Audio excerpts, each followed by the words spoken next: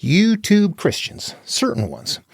I've done a couple of videos on those, and I'll do one in this video too, because somebody came up with a comment to me that I want to discuss. It comes up and it's kind of a revealing comment, and it has to do with freedom of speech. When the person throws out the freedom of speech card, stop and look at that. My name is Dan Paulson. Welcome to the video. What I'm going to do is look at that in this video because somebody that I'm having a discussion with said that very thing. And we were not having the discussion on my channel. It was a science channel.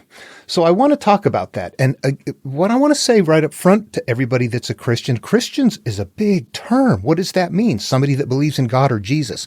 To me, I define it much different than that. I know Christians that are very nice and kind and loving. And I know people that call themselves Christians that are very hateful. And I see the difference. And I go, I'm not going to put everybody in the same basket. I look at them and go, I don't care that you're all Christians. I care how you act. Okay. Somebody posted one recently on one of my videos. This guy hates Christians. Okay. I've climbed mountains with Christians that love my interpretation, that would tell me, oh, that dude is not a real Christian. So there's so much of this wrapped up and confusing that it's difficult to be in public with it. But, I think that, anyway, well, here we are. Let me get on to what this particular person said. This is a kind of personality that I'm looking at. I don't look at this as Christian behavior. I look at this as personality behavior. But let's talk it through. I will engage with people, much to some people's chagrin at times. They're like, why do you even give them time? You know what? I'm trying to figure out something about these people. There is something in a brain type that makes them tick a certain way that I want to understand, and I want to engage with them. Are you going to teach them anything? Learning is completely personal. A person can only learn if they have an open mind and wish to learn. No, but I want to learn something. I want to learn what drives them. Okay, cause and effect. Let's go take a look at that. So here's how it began. All right, I'll just start by saying I love these kind of channels. World Science is one of my favorite. And Brian Greene, I love the way he teaches, and this, it's just fun stuff. So you're there learning about where do we come from? This is really at the core of the material. There's something in here where we originate from. So this is just the source. I want to know this very much. So this is when I'm not studying and making my videos, this is what I'm doing, for, stuff that I don't teach, but I go learn. This is what I like to learn. Quantum stuff. Anyway, so here you are on a channel listening to this. This just was posted a day ago. I posted up my comment, on the channel about what I think about the universe and multiple universes and things like that. But as you're at the comment section, this one pops up right next to mine that, is from this guy that says, it's assuredly hubris to think humans can solve all the mysteries of the universe. Just because a hypothesis is consistent with the data doesn't guarantee that the hypothesis is true. And that's kind of an interesting thing. It's not that telling, but you go on and you know what I mean when I say that, right? When he says it's assuredly hubris to think humans can solve all the mysteries of the universe, there is nobody here that said they were doing that. So this is very directly like somebody makes a comment to come in to just set somebody right back on their heels. I know that in some of the most extreme cases that there are scientists who theorize an energy origin that just from there continue to emanate. It's all theoretical, but I don't know any real science out there that is saying we are going to solve all of the problems of the universe. So this person saying it's hubris to do that, you're like, yeah, who said that? He did. You see, someone replied to him, but it does mean the hypothesis is consistent with the data. Sounds good to me. What more do you want? And his reply back was just, no, it's not. What is it? And okay, so the first thing I recognize right off the bat what's going on because it's a common thing. You go to these science channels and you will find all kinds of comments in here about, thank you, Brian Greene, and your audience, your guest, the interaction. This is great material. So fun to have it for free. All kinds of positive things, people posting their own theories and whatnot. But then you always get somebody that jumps right in that you realize right off the bat, they're not on topic. They're not even talking about the video. And they're throwing out something that just sounds like, okay, we're going to start discounting science here. And there's something, when you're using hubris and things like that, At this point, when you're making a comment like that about a video you didn't even watch, the person's fishing. This person came here looking for conflict. I also know by having watched the video that the guy who responded to him was referring to the video. However, the guy who posted the initial comment didn't look at the video. So he's not going to be, you see how vague he gets. And right off the bat, we know that what they accuse science of is what they do, but they will not talk about. Science does not claim it knows the origin. Theism does. Think about it. There is this accusation that the other side is doing what you yourself are doing, whether you are aware of that or not. However, fair warning, this is a very practiced activity. You have to understand the person is going to get emotionally caught up, that they already are. They're very close to it, and that you're going to be like sitting back in the driver's seat of things going on while they're taking shots and things like that. So, just, stay disconnected from it. All right. I've done this in previous videos about the YouTube Christians, but there's a couple of consistent patterns that are always there. You're going to see someone coming in like this, thinking that they've got something that sounds sounds like, it's pseudo intelligence. It's kind of doesn't even really reach that. Somebody has a few words they're using, but they're not getting anywhere. They're not doing anything. It's just this very superficial use of terminology with nothing really behind it. The person is going to be putting down science and saying things about science or mental processes or something like that, while they are never going to be talking about their own belief system, what they believe in, or anything about it. They didn't come here to talk about what they believe. They came here to say science is wrong. That's exactly what they came here for, and that is what they're going to do. So you're not going to get them outside of that. Know that going into it. It will frustrate you if you expect them to go there. They won't. Another word of caution. I am, I would say, fairly adept at using the Bible, and this type of Christian here, I'm going to say, has what seems to me, I can't be sure, but at least when you talk to them or try to have a conversation with them, they don't talk about the Bible. And if you reference the Bible and Jesus' teachings, they don't know what they are. And if I'll say something like, well, the fruits, the thistles from your garden have emerged, they don't recognize that as something that Jesus is teaching. They don't recognize it, probably because they don't read it or because it doesn't sound like something Jesus said, when it's conceptually the same thing. What emerges from you is what you're made out of. You come here acting like that, then that is what you are. Whatever you're acting, that's what that means right there. But the person can't unwrap that. There's a difference between worshiping the material and experiencing the material. Okay, the conversation went on longer than I'm going to put in the video. It doesn't get anywhere. It's just going to be more of the same stuff here. This is kind of the tone of what he is saying. When I said no one said humans were going to solve all the problems, where does your hubris comment come from? His reply is, no one is a concept of an absolute. I guess you never heard of the theory of everything. Starting with Einstein, there was the belief that there was an equation, about an inch long, could explain everything. It wasn't even that long ago that theoretical physicists believed that. Academia have always had selective amnesia. You can try to deny it, but wasn't that long ago scientists did indeed believe they could solve every problem.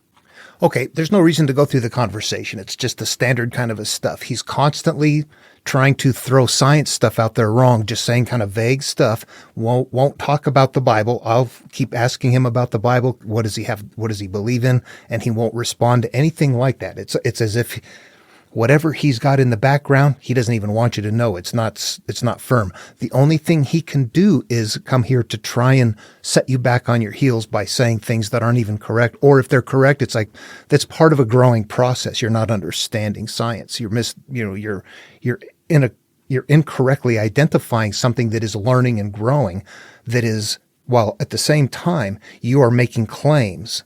And the issue is what? That as it learns and grows, it's not finding your claims. But you won't talk about your claims. You only say that growing is not true. The science is not true, that it's wrong for some reason.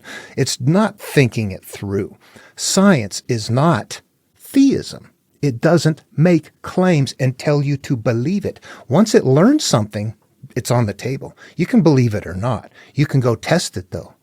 If you want to know that light's a wave, go test it. You don't have to believe it. If you go test it, you will find that it is.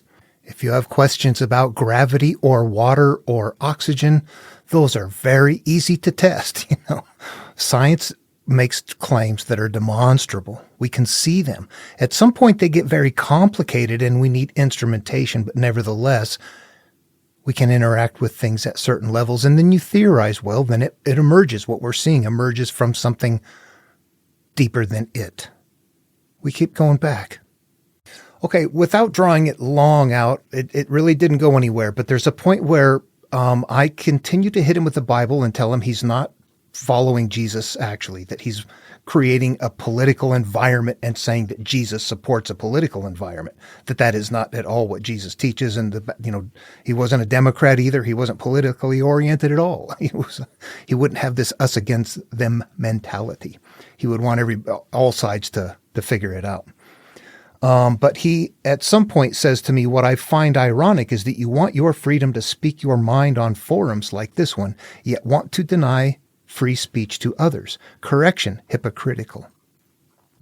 Okay, this is what I was telling him, that he had no business coming here to a science forum just to blast science without bringing something to the table himself. I mean, seriously, if you're going to come here or any place and make some sort of claims that sound like they're coming from a place of authority, then establish the foundation.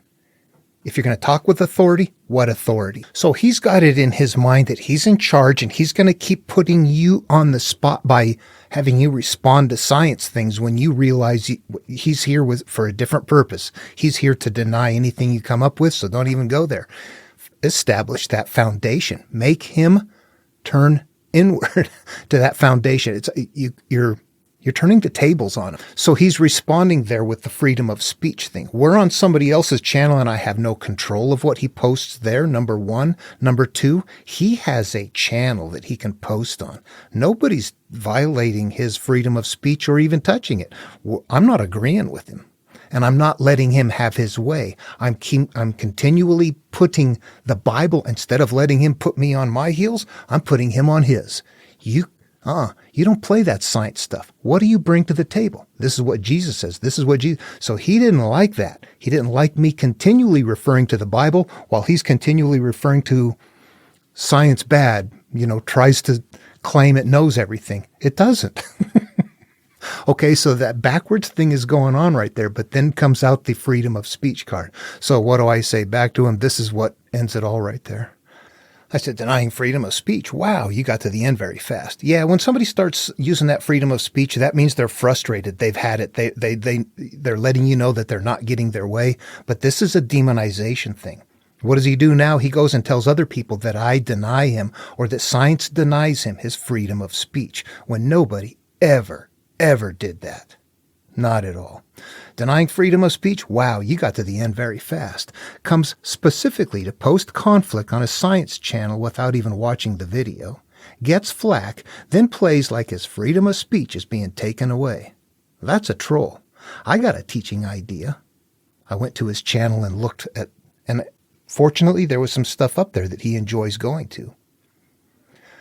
How about I find your favorite Marshall Vandruff or Joy of All Who Sorrow Orthodox? Those are YouTube channels that he is signed on to, etc. And go exercise my free speech.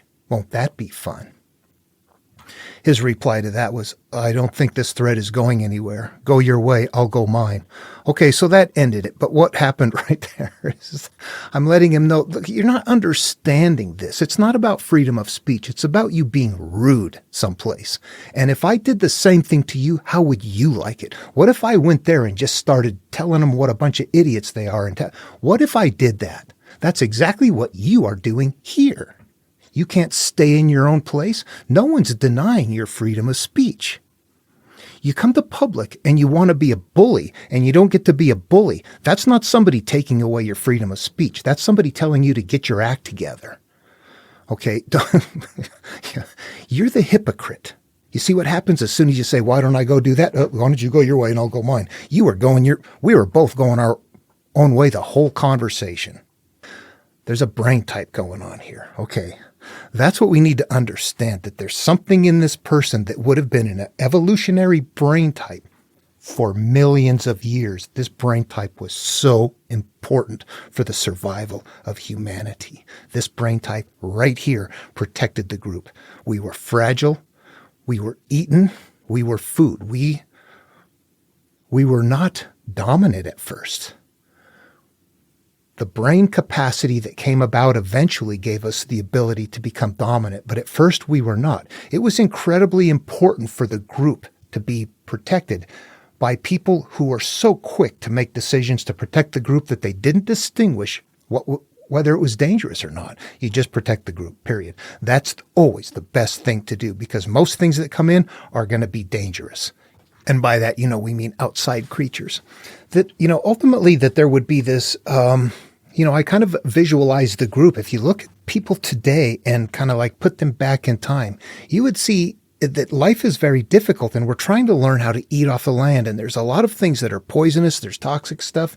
There are things that we can eat if it's prepared a certain way, but that people who work on figuring things out, there's minds that figure things out that today we see them become engineers. There's people that go, you know what? I don't know what's over that valley. It's scary, but I have to go look and explore. We're going to go find something else. We need more resources. So there's always this core group that is like the hunter, the forager, the baby producing larger group. But within that group, there are going to be some variations that help that group become bigger than just a mass of protective people right here. It's also exploring. It's also testing. It's also doing a variety of different things. And those brain types that we see today that are doing, adventures or exploring or engineering or going to MMA fights by the masses and things like that, we would still see, I would think if you thought about it, we'd still see the same proportions, except that now there are massive amounts of them. And now we are in society, and that those are under the surface.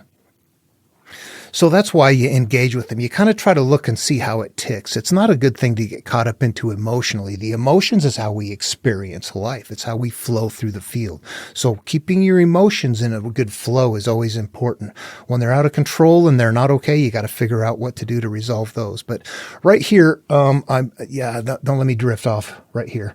The thing here is that you've got somebody that you can look at and just, it's the things that we deal with. But knowing and understanding, I think that it is a kind of a fixed brain type. You're really spinning your wheels trying to get anywhere. And you see in the end, the person out of frustration finally realizes, I'm going to get out of here, but I'm still going to do so with my head held high and my ego up. Yes, we're not making any progress. We'll go our separate ways. How funny is that? So at the end of the day, I see a very early brain type that I would have wanted to leave. If this is a group and I'm heading off someplace, I want these people here in the group. They're going to take care of things no matter what. That's exactly what I want there. However, now it's still tribal.